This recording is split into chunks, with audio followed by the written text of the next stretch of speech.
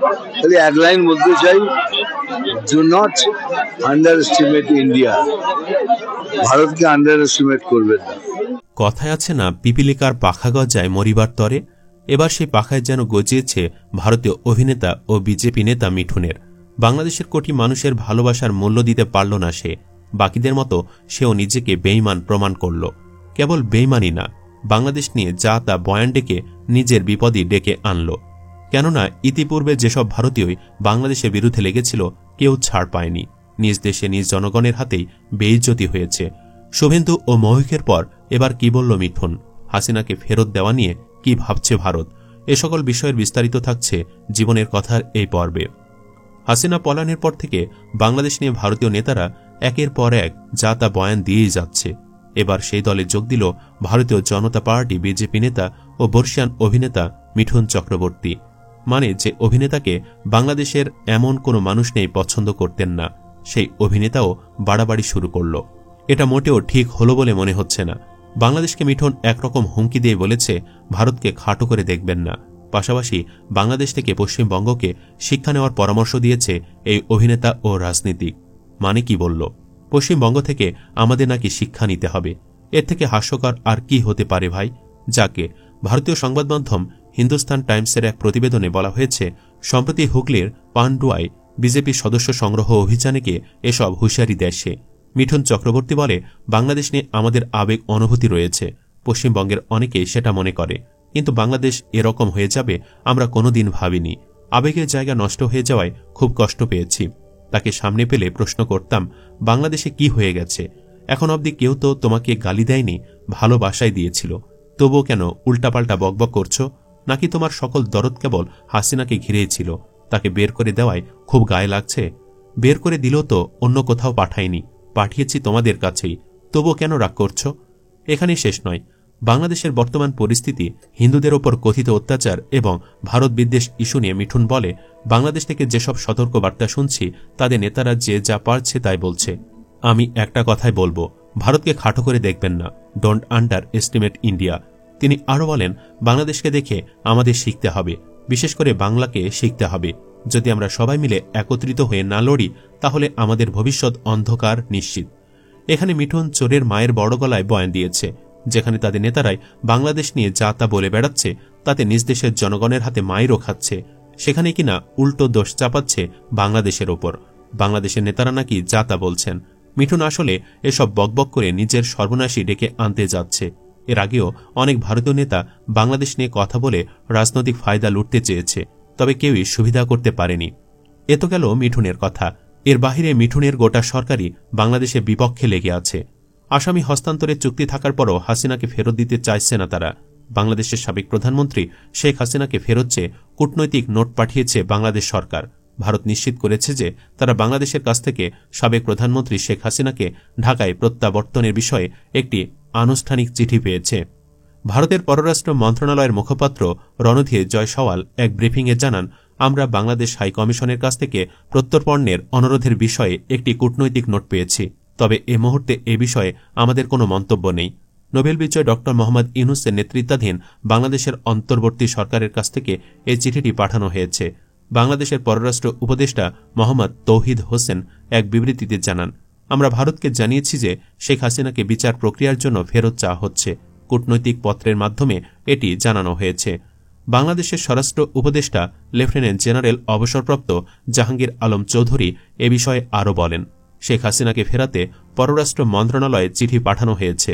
আমাদের ভারত সঙ্গে বন্দি বিনিময় চুক্তি রয়েছে, তাই ওই চুক্তি অনুযায়ী ফেরত আনা হবে। 2013 সালে বাংলাদেশ ভারতের মধ্যে একটি প্রত্যার্পণ চুক্তি হয়। এরপর অপরাধীদের দ্রুত ফিরিয়ে আনতে 2016 সালে চুক্তিটি সংশোধন করা হয়।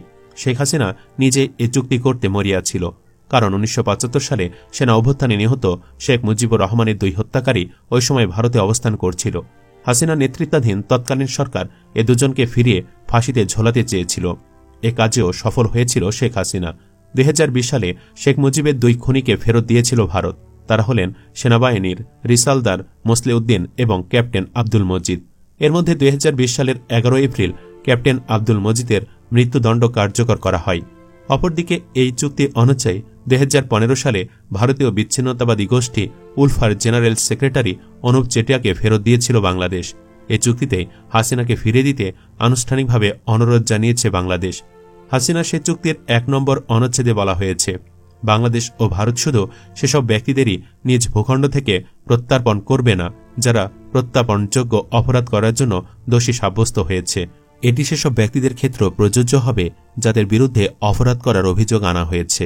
অর্থাৎ বাংলাদেশের আদালতে দোষী প্রমাণিত না হলেও হাসিনাকে প্রত্যার্পণ করা যেতে পারে। অপরাধের জন্য তাকে অভিযুক্ত করাই ভারত থেকে তার প্রত্যার্পণ প্রক্রিয়া শুরু করার জন্য যথেষ্ট। এছাড়া ভারত বাংলাদেশ প্রত্যার্পণ চুক্তির 10-3 অনুচ্ছেদের অধীনে বন্দীকে প্রত্যার্পণের জন্য আবেদনকারী রাষ্ট্রের পক্ষে যথাযথ কর্তৃপক্ষের জারি করা গ্রেফতারি পরোয়ানা পেশ করাই যথেষ্ট। যে রাষ্ট্রকে অনুরোধ করা হয়েছে তাকে সংঘটিত অপরাধের প্রমাণ দেওয়ার কোনো প্রয়োজন নেই। চুক্তিতে 2016 সালের সংশোধনীর মাধ্যমে এই বিধান রাখা হয়। মূল চুক্তিতে অনুরোধকারী রাষ্ট্রকে গ্রেফতারি পরোয়ানাসহ প্রমাণ অনুরোধকৃত রাষ্ট্রকে দেওয়ার বাধ্যবাধকতা ছিল। তবে অভিযুক্তদের প্রত্যার্পণকে দ্রুততর ও সহজ করতে 2016 সালের সংশোধনীতে অপরাধের প্রমাণ দেওয়ার বিধান বাদ দেওয়া হয়। অর্থাৎ বাংলাদেশ অনুরোধে হাসিনাকে ফেরত দিতে আইনিভাবে বাধ্য ভারত, তবে নির্দিষ্ট কিছু ব্যক্তিকে ফেরত পাঠানোর ক্ষেত্রে তা প্রযোজ্য হবে না বলে বন্দী প্রত্যার্পণ চুক্তিতে উল্লেখ রয়েছে। যেমন 6 নম্বর অনুচ্ছেদে বলা হয়েছে, কারো অপরাধ যদি রাজনৈতিক প্রকৃতির হয় তবে তাকে ফেরত পাঠানোর অনুরোধ খারিজ করতে পারবে অনুরোধ পাওয়া রাষ্ট্র। হাসিনা মূলত এখানে ফাঁক রেখে দিয়েছিল, তাই হয়তো সে বেঁচে যেতে পারে। ভারতের গণমাধ্যম হিন্দুস্তান টাইমস বলছে, হাসিনা যেভাবে ক্ষমতাচ্যুত হয়েছেন সে প্রেক্ষাপট এবং তার রাজনৈতিক বিরোধীদের দ্বারা বাংলাদেশ পরিচালিত হচ্ছে। একথা জানিয়ে ভারত বলতে পারে, ফেরত পাঠানো হলে তার ন্যায় বিচার না পাওয়ার ঝুঁকি রয়েছে, কারণ রাজনৈতিক বিরোধীরা এ বিচারের মাধ্যমে বদলা চাইছে। বিচার প্রক্রিয়ার রাজনৈতিক শত্রুতা ও অভিসন্ধি কাজ করছে, এমন কথা উল্লেখ করে নয়াদিল্লির দাবি করতে পারে এই অবস্থায় হাসিনাকে প্রত্যার্পণ হবে অন্যায্য ও পীড়নমূলক। সঙ্গত কারণেই আইনি এ যুক্তিতে সন্তুষ্ট হবে না বাংলাদেশের সরকার, কারণ তারা স্বৈরাচারী শাসক হাসিনার ন্যায় বিচার নিশ্চিত করা দরকার বলে মনে করেন। কিন্তু এক্ষেত্রে ভারত বাংলাদেশ প্রত্যার্পণ চুক্তিতে কোনো বাধ্যতামূলক বিচার ব্যবস্থা না থাকায় উভয় পক্ষই 8(1)(ক)(3) অনুচ্ছেদের আইনি ব্যাখ্যায় অটল থাকতে পারে। যেহেতু কোনো পক্ষের ব্যাখ্যা সঠিক তা নির্ধারণে বিরোধ নিষ্পত্তিকারী কোনো সংস্থাও নেই। ভারতের আরেকটি আইনি উপায় রয়েছে যা খুবই কঠোর। চুক্তির অনুচ্ছেদ 21(3)-এর অধীনে যে কোনো সময় এই চুক্তিটি বাতিলের ক্ষমতা দেওয়া হয়েছে ভারতকে। চুক্তি বাতিলের নোটিশ প্রদানের 6 মাসের মধ্যেই এটি অকার্যকর হয়ে যাবে। চুক্তিতে এমন কিছুই বলা হয়নি যার আওতায় এটি বাতিলের আগে পাওয়া অনুরোধ বাতিলের পরেও মানতে হবে। হাসিনাকে ভারত কতটা মূল্যবান মনে করে তার উপরে নির্ভর করছে নয়াদিল্লি বাতিলের উপায়টি গ্রহণ করবে কিনা। হাসিনা ভারতের ঘনিষ্ঠ মিত্র, তাই নয়াদিল্লি এভাবেও তার পাশে থাকার সিদ্ধান্ত নিতে পারে। কিন্তু চুক্তিটি বাতিল হলে ঢাকার সঙ্গে সম্পর্কের তিক্ততা চরম রূপ নেবে, যা আঞ্চলিক ভূ রাজনৈতিক ও কূটনৈতিক দিক থেকে চ্যালেঞ্জ তৈরি করবে। এই মুহূর্তে যা ভারতের জন্য আরও সমস্যার সৃষ্টি করবে।